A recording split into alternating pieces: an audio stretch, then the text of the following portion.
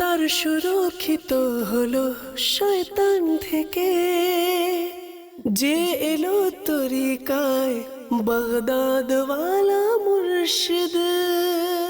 আলহামদুলিল্লাহি রব্বিল আলামিন ওয়াসসালাতু ওয়াসসালামু আলা খাতামান নবিয়্যিন আম্মা বা'দু ফাআউযু বিল্লাহি মিনাশ শাইতানির রাজীম বিসমিল্লাহির রহমানির রহিম।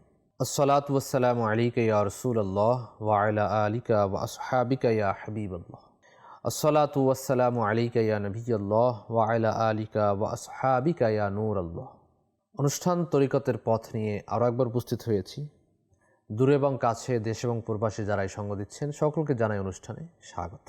আজকের অনুষ্ঠানে ইনশাআল্লাহ তাআলা আমরা কাদেরিয়া তরিকার মহান পেশোয়া ইমাম বাকির রাদিয়াল্লাহু তাআলা আনহু এর আলোচনা শ্রবণ করব ইনশাআল্লাহ তাআলা। আসুন শুরুতেই আমরা ভালো ভালো নিয়ত করে নিই। প্রিয় নবী রাসূল আরবি হুজুরপুর নূর সাল্লাল্লাহু তাআলা আলাইহি ওয়া আলিহি ওয়াসাল্লাম ইরশাদ করেছেন, নিয়তুল মুমিনি খায়রুম মিন আমালিহি, মুসলমানের নিয়ত আর আমলের চেয়ে উত্তম। প্রতিটি ভালো কাজের শুরুতে ভালো ভালো নিয়ত করে নেওয়া উচিত। আপনি যেই ভালো কাজটি করুন না কেন এর পূর্বে ভালো নিয়ত করে নিন, কেননা এই ভালো নিয়ত বান্দাকে জান্নাতে পৌঁছিয়ে দেবে ইনশাআল্লাহ তাআলা। তো আমরা নিয়ত করি আল্লাহ ও রাসূল সাল্লাল্লাহু আলাইহি ওয়াসাল্লামের সন্তুষ্টি অর্জন এবং সওয়াব অর্জনের নিয়তে শুরু থেকে শেষ পর্যন্ত অনুষ্ঠান দেখব। শিক্ষণীয় বিষয়বস্তুগুলো নিজে শিখব, অন্যের নিকট পৌঁছিয়ে সওয়াবের ভাগিদার হব ইনশাআল্লাহ আজ্জা ওয়া জাল। পাশাপাশি যখনই সল্লু আলাল হাবিব শুনব তখন যে কোনো একটি দুরূদ শরীফ আমরা পাঠ করব, কেননা দুরূদে পাকের অগণিত ফজিলাত এবং বারাকাত রয়েছে। প্রিয় নবী রাসূল আরবি আল্লাহ পাকের সর্বশেষ নবী হুজুরপুর নূর সাল্লাল্লাহু তাআলা আলাইহি ওয়া আলিহি ওয়াসাল্লাম ইরশাদ করেন, যে ব্যক্তি আমার প্রতি দৈনিক 50 বার দুরূদ শরীফ পাঠ করবে, কাল বড় কিয়ামত আমি তার সাথে মুসাফা করব। সুবহানাল্লাহ। আল্লাহ রসুল সাল্লাল্লাহু আলাইহি সাল্লাম যার সাথে মুসাফা করবেন, যার হাতের সাথে নবী রাহমাত সাল্লাল্লাহু আলাইহি সাল্লামের হাতে মুবারকা, দস্তে মুবারকা স্পর্শ করবে, সেই হাত কি জাহান্নামে যেতে পারে? কোশ্চিনকালেও না।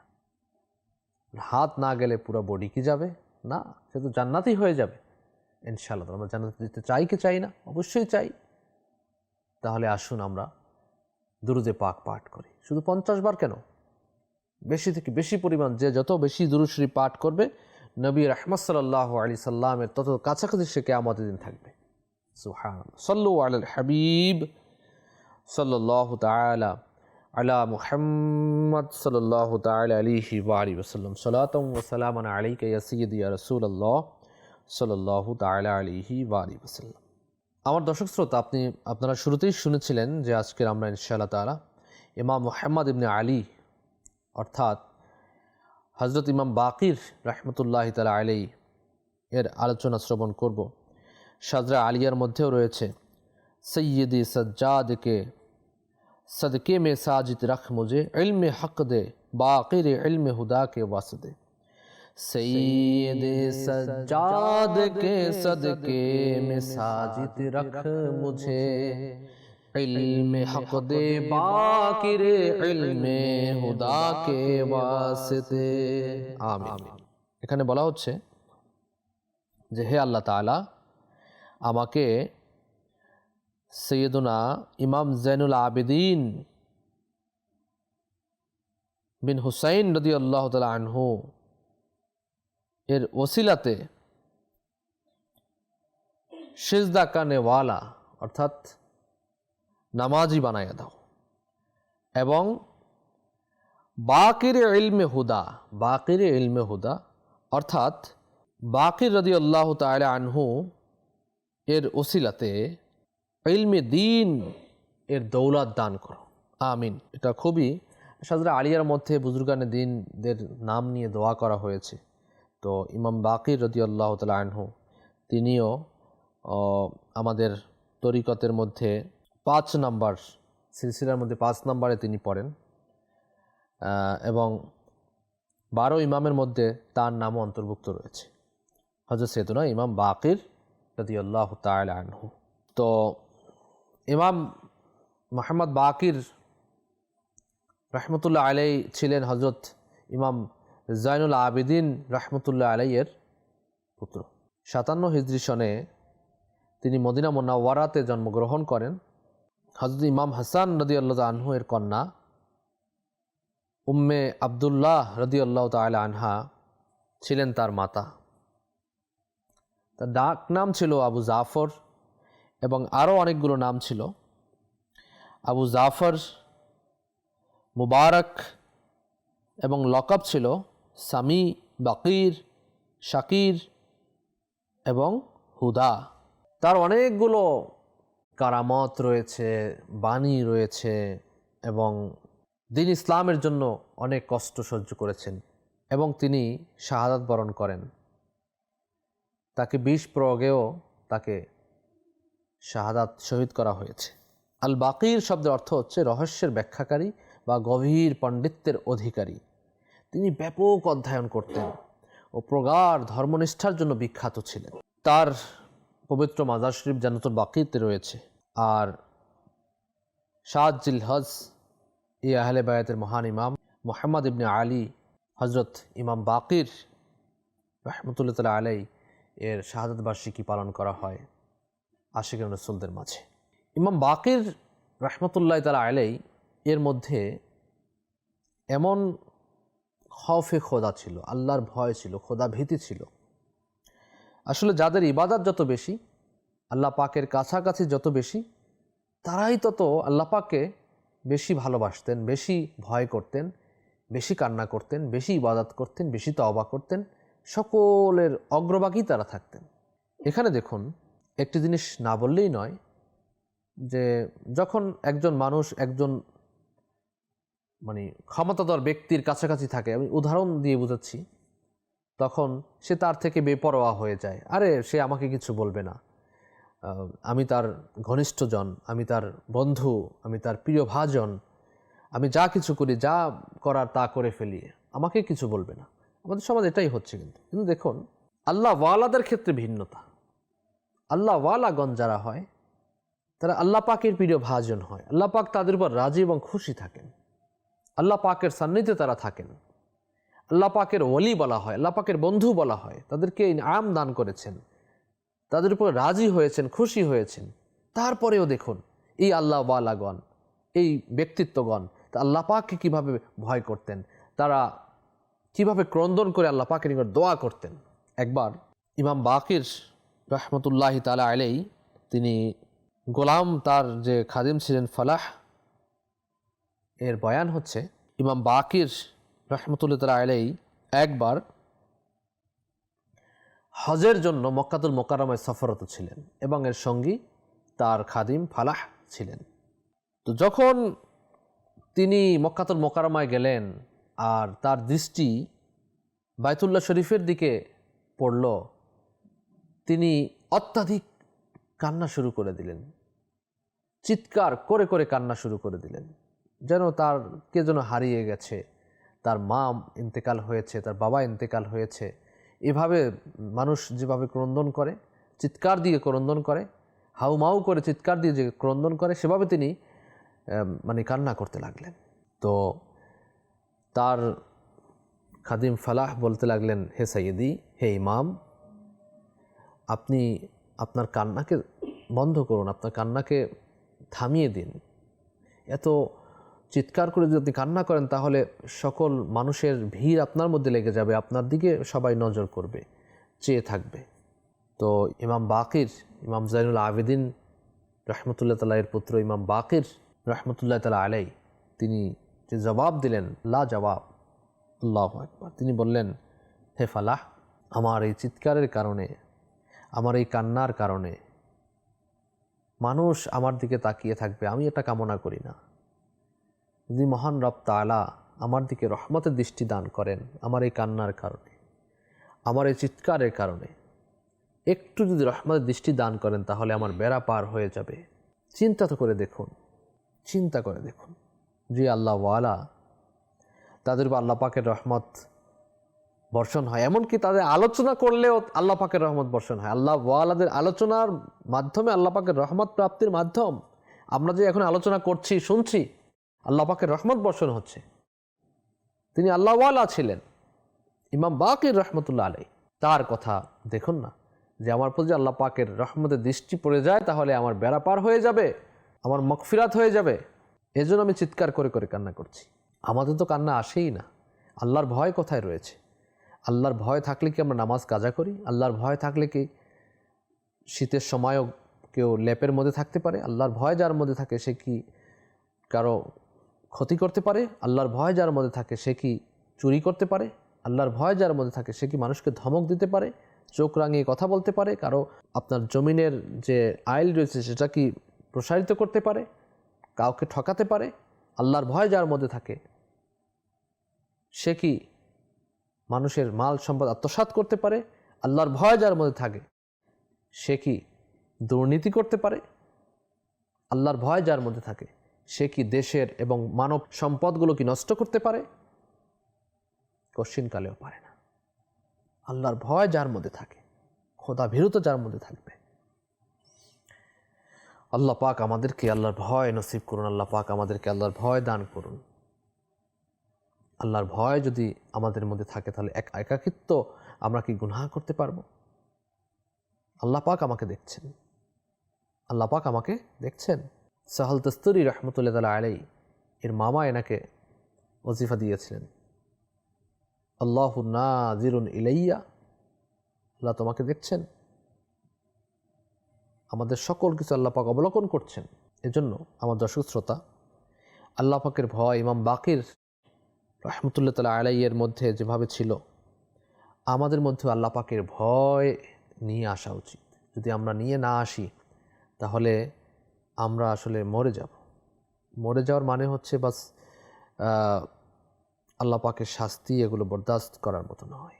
ইন্তেকালের সময় মানুষের যে পিপাসা লাগে, 7 সমুদ্রে পানি দিলে সে পিপাসা নিবারণ হবে না, কিতাবের মধ্যে পাওয়া যায়। কবরের আযাব রয়েছে, মুনকার নাকিরের সওয়াল ও জবাব রয়েছে। যদি আমার মওত ঈমানের সাথে না হয় আর মুনকার নাকিরের সওয়াল ও জবাব যদি দিতে না পারি, তাহলে কবরের সাথে জাহান্নামের দরজা খুলে দেওয়া হবে, আগুন প্রজ্বলিত করে দেওয়া হবে, বিভিন্ন রকম শাস্তি প্রদান করা হবে। আল্লাহ পাক আমাদেরকে হেফাজত করুন। আল্লাহ পাক আমাদেরকে আযাব গজব থেকে হেফাজত করুন। বাস বেহিসাব মাগফিরাত যেন আমাদেরকে দান করে দেন। ইমাম বাকির রহমতুল্লাহ আলাইহির সাদাকায়, আহলে বায়াতের সাদাকায় আমাদেরকে বেহিসাব মাগফিরাত দান করুন। আমাদের গুনাহগুলো মিটিয়ে দিন। আমরা বেপরোয়াভাবে গুনাহ করছি, যে কোনো কাজ করে যাচ্ছি, কারো পরোয়া করছি না। আরে ভাই, কারো পরোয়া করা দরকার কি? আল্লাহ পাক আমাকে দেখছেন। এই ব্যাপারটা যদি আমার মননের মধ্যে, মাইন্ডের মধ্যে সেট হয়ে যায়, তাহলে কোনো কিছুর প্রয়োজন নেই। না কোনো সিসি ক্যামেরার প্রয়োজন রয়েছে, না পিছনে কোনো চৌকিদার প্রয়োজন রয়েছে যে কি করে দেখো, কাজ ঠিকমতো করছে কিনা দেখো। এই কাজটা দেয়া হয়েছে, মালিকানরা কাজ করছে, তার মধ্যে আল্লাহর ভয় যদি থাকে তাহলে সে কি কাজে ফাঁকি দিবে? আল্লাহর ভয় থাকলে সে কি আপনার সময় কম বেশি দিবে? আল্লাহর ভয় যদি তার মধ্যে থাকে তাহলে সে কি খারাপ কাজের মধ্যে লিপ্ত হবে? কখনোই নয়, কখনোই করতে পারে না। আমার দর্শক শ্রোতা, আল্লাহর ভয় আমাদের মধ্যে কিভাবে আসবে? মৃত্যুর কথা চিন্তা করুন, মৃত্যুর কথা চিন্তা করুন। আমি এখন যদি মরে যাই তাহলে আমার অবস্থা কী হবে? শীতে কারো মরো দিয়ে থাকে মানুষ, শীতকালের মধ্যে বাইরে বের হয় না, পায়ে মোজা থাকে, হাতে মোজা থাকে, শরীরের মধ্যে অনেক বস্ত্র থাকে, শীত বস্ত্র থাকে, চোখ নাক কান সকল কিছু ঢেকে তারপরে ঘুমানো হয়। লেপের মধ্যে, কম্বলের মধ্যে আমরা ঢুকে যাই। আল্লাহর ইবাদতের জন্য আমরা উঠি না। শীত, ওযু কীভাবে করব? ঠান্ডা পানি দ্বারা। গরম পানি দিলেও আমরা করি না ওযু, ইবাদত ছেড়ে দেই, আল্লাহর ভয় নেই। এই অবস্থায় যদি ইন্তেকাল হয়ে যায় তাহলে আপনার শরীরে এত শীত বস্ত্র দিয়ে কি আপনাকে কবর দেয়া হবে? কবরে নামাবে কি কাপড়ে আপনাকে? একটি কাপড় থাকবে। একটি জিনিস দেখে শরীর শিউরে উঠছিল কিছুদিন পূর্বেই, সোশ্যাল মিডিয়া দেখলাম যে প্রচণ্ড শীত, ঠান্ডা, এই ঠান্ডার মাঝে কোনো ব্যক্তি ইন্তেকাল হয়ে যায় এবং তাকে নিয়ে কেউ দেশের বাড়িতে যাবে, তাড়াহুড়ো করতে গিয়ে তাকে উঠানো হলো, কোনো লঞ্চের ছাদের উপরে তাকে শুয়ে দেয়া হলো। শীতে কনকনে, সাথে যারা রয়েছে তারা সেখানে বসতে পারছেন না, কিন্তু তাকে শুয়ে আছে। বেচারা তো কিছু বলতে পারছেন না। হ্যাঁ, কিতাবে লেখা রয়েছে ইন্তেকালের পরে অনুভূতি শক্তি 70 গুণ বেড়ে যায়, 70 গুণ বেড়ে যায়। আপনার অনুভূতি শক্তি, এখন যা শীত অনুভব করছেন, ইন্তেকালে পরে এই শীতটা 70 গুণ বেড়ে যাবে। চিন্তা করে দেখুন কি অবস্থা হবে আপনার, কিন্তু আপনি বলতে পারছেন না, কতটা কষ্ট অনুভব হবে আপনার। এজন্যই তো গরম পানি দেয়া হয়, গরম পানি দিয়ে আলতো করে, কিতাবে বর্ণিত আছে যারা গোসল দিবে তারা আলতোভাবে ধরবে, আস্তে ধরবে যেন ব্যথা না পায়। যেভাবে ছোট ছেলে মেয়েদেরকে গোসল করানো হয় সেভাবে গোসল দিবে, এভাবে করে নির্দেশনা দেওয়া রয়েছে। আমার দর্শক শ্রোতা, আমরা কোথায় যাচ্ছি, কি অবস্থায় আছি? ইমাম বাকির রহমতুল্লাহ আলাইহি খাউফে খোদা, তার খোদাভীতি দেখুন। আল্লাহ পাকের সাদেকা আমাদের নসিব হোক। আল্লাহ পাক আমাদেরকে এ সকল কার্যক্রম থেকে মুক্ত রাখুন। তিনি বলতেন, সুকর্মতা ও দানশীলতা দ্বারা দরিদ্রতা থেকে রক্ষা পাবে, বয়স বৃদ্ধি পাবে, 70 ধরনের খারাপ ও অকাল মৃত্যু তোমার জীবন থেকে দূর হয়ে যাবে। এটা খুব গুরুত্বপূর্ণ একটি কথা। সুকর্মতা, সৎ কাজ যদি আমরা করি এবং দান করি আমরা, তাহলে এর মাধ্যমে দরিদ্রতা থেকে মুক্তি পাওয়া যাবে, বয়স বৃদ্ধি পাবে। হাদিস শরীফে আসছে যে দান করবে, সাদকা করবে, তার বয়স বৃদ্ধি, সাদকার কারণে বয়স বৃদ্ধি পায়, সাদকার কারণে বালা মুসিবত দূর হয়ে যায়, সাদকার কারণে অকাল মৃত্যু থেকে মানুষ হেফাজত পায়, মানে মন্দ মৃত্যু থেকে হেফাজত করে এই সাদকা। 70টি বালা মুসিবত থেকে আল্লাহ পাক হেফাজত করে সৎকার কারণে। তো ইমাম বাকির রহমতুল্লাহ আমাদেরকে উপদেশ দিচ্ছেন সুকর্মতা ও দানশীলতা, এই দুইটা নিজেদের মধ্যে নিয়ে আসা। যদি আমরা নিয়ে আসি তাহলে ইনশাআল্লাহ এর যে ফজিলত, এর যে বারাকাত আমরা নিজেরাই লক্ষ্য করতে পারবো। আপনি কোথাও যাচ্ছেন, হাদিস শরীফে আসছে প্রত্যুষে তোমরা সদকা করো, কারণ বালা সদকার আগে যেতে পারে না। সকালবেলায় যদি ঘর থেকে বের হওয়ার পূর্বে সদকা করি, হোক আপনার সামর্থ্য অনুযায়ী 2 টাকা হোক, কিন্তু সদকা করেছেন, ইনশাল্লাহ এর বদৌলতে আল্লাহ পাক আপনাকে যাবতীয় বালা মুসিবত থেকে হেফাজত করবে। এজন্য আমাদের উচিত, যেমন দাওয়াত ইসলামী সাদেকা বক্স রয়েছে, আপনারা দাওয়াত ইসলামীর ইজতিমাতে জিম্মাদারদের সাথে যোগাযোগ করলে, কল সেন্টারে যোগাযোগ করলে নিতে পারবেন। সাদেকা বক্স রয়েছে, আপনি ঘরের এক কোনায় অথবা যেখান থেকে যাবেন দরজার সাথে লাগিয়ে রাখুন, শোকেসের উপর লাগিয়ে রাখুন, টেবিলের উপর রাখুন, আপনি ব্যবসায়ী রয়েছেন দোকানের মধ্যে রাখুন, আপনি যে অবস্থা থাকেন আপনার অফিসের মধ্যে রাখুন, নিজের পকেট থেকে আপনি ডেইলি সদকা করতে থাকুন। ইনশাল্লাহ এই সাদাকা বিফলে যাবে না। হ্যাঁ, প্রত্যেক মাসে আপনি এটাকে জমা করিয়ে দিন। দাওয়াত ইসলামীর দ্বীনি কাজের মধ্যে এগুলো লাগবে, সদকা জারিয়ামূলক কাজের মধ্যে আপনার এই সদকার টাকা লেগে যাবে। দাওয়াত ইসলামীর জামিয়াতুল মদিনা রয়েছে, মাদ্রাসাতুল মদিনা রয়েছে, মজলিসে কোর্সিস রয়েছে। মাদারিসুল বাংলা আপনারা দেখতে পাচ্ছেন, এখানে কোনো অ্যাডভার্টাইজমেন্ট নেই, এখানে খরচ হবে ইনশাল্লাহ, ইসলামের প্রচারের কাজে খরচ হবে। তো আমি পরামর্শ দিব, সদকা বক্স সংগ্রহ করে আপনি ঘরের মধ্যে রাখুন। ইনশাআল্লাহ তাআলা এর বদৌলতে ইমাম বাকির রহমতুল্লাহ তাআলা আলাইহির যে পরামর্শ, সুকর্মতা ও দানশীলতা, এটা আমাদের মধ্যে চলে আসবে ইনশাআল্লাহ তাআলা। এটা সৎ কাজ আমাদেরকে সঠিক পথে নিয়ে যাবে এবং সঠিক কাজ সঠিকভাবে এবং আমাদেরকে জান্নাত পর্যন্ত পৌঁছিয়ে দেবে, এই সৎকর্ম। আল্লাহ পাক আমাদেরকে তৌফিক দান করুন, আল্লাহ পাক আমাদেরকে সঠিক কাজ করার মতো তৌফিক দান করুন। প্রিয় দর্শক শ্রোতা, আজকের আমরা ইমাম বাকির রহমতুল্লাহ তাআলা আলাইহি এর আলোচনা শ্রবণ করেছি। ইনি আমাদের আধ্যাত্মিক পুরুষ ছিলেন, ইনি মুসলিম উম্মার জন্য জীবনকে উৎসর্গ করেছেন, আমাদের জন্য কষ্ট করেছেন। ওনার জীবন থেকে আমরা অনেক কিছু শিখতে পারি। আমরা যে তরিকতের মধ্যে রয়েছি, আমরা তার জীবনকে যদি আমরা একটু উপলব্ধি করি এবং প্রত্যেকটি কথা যদি আমরা মেনে চলি, এখানে আমরা 3টি জিনিস দেখলাম। ইমাম বাকির রহমতুল্লাহ আলাইহির খাউফে খোদা, অর্থাৎ খোদাভীতি, আল্লাহর প্রতি ভয়, দ্বিতীয়ত সুকর্মতা, সৎকর্ম, তৃতীয় নাম্বার দানশীলতা।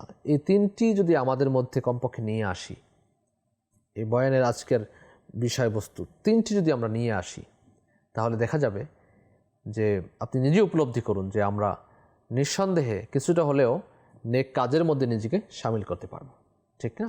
ইনশাআল্লাহ তাআলা। তো নিয়ত করি আমরা আমাদের নিজেদের মধ্যে খোদাভীতি নিয়ে আসব। প্রত্যেকটি কাজ করার পূর্বে আমি মনে করব যে আল্লাহ পাক আমাকে দেখছেন।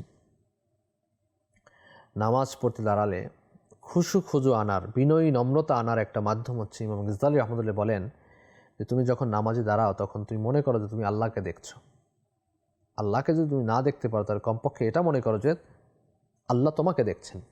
সুবহানাল্লাহ ওয়া বিহামদিহি, নিঃসন্দেহে আল্লাহ পাক আমাকে দেখছেন। যেই কাজ করি না কেন আল্লাহ পাকের দৃষ্টির, কুদরতি দৃষ্টির বাইরে আমরা কেউই নই, তার ইলমের বাইরে কেউ নই। আল্লাহ পাক আমাদেরকে সৎ কাজ করার তৌফিক দান করুন, সৎভাবে চলার তৌফিক দান করুন এবং আল্লাহ ওয়ালাদের পদাঙ্ক অনুসরণ করার, অনুকরণ করার তৌফিক দান করুন। বিশেষ করে ইমাম বাকির রহমতুল্লাহ তাআলা আলাইহি এর জীবনী থেকে শিক্ষা গ্রহণ করে আমাদেরকে তরিকতের পথকে আরও সামনের দিকে নিয়ে গিয়ে ফানাফি শেখ, ফানাফির রসুল, ফানাফিল্লাহ বাকাবিল্লাহ পদমর্যাদা অর্জন করায় জান্নাত লাভ করার তৌফিক দান করুন। আমিন বিজাহি খাতামিন নবীন সাল্লাল্লাহু তাআলা আলাইহি ওয়া আলিহি ওয়াসাল্লাম। আজ এ পর্যন্তই। আগামী পর্বে ইনশাআল্লাহ তাআলা আমরা অন্য কোনো আলোচনা নিয়ে হাজির হব আপনাদের খেদমতে। ততক্ষণ সাথেই থাকুন আর দেখতে থাকুন মাদানী চ্যানেল বাংলা। সাল্লু আলাল হাবিব সাল্লাল্লাহু তাআলা আলা মুহাম্মদ সাল্লাল্লাহু তাআলা আলাইহি ওয়া আলিহি ওয়াসাল্লাম। ঈমান তার সুরক্ষিত হলো শয়তান থেকে, যে এলো তরিকায় বাগদাদ ওয়ালা মুর্শিদ।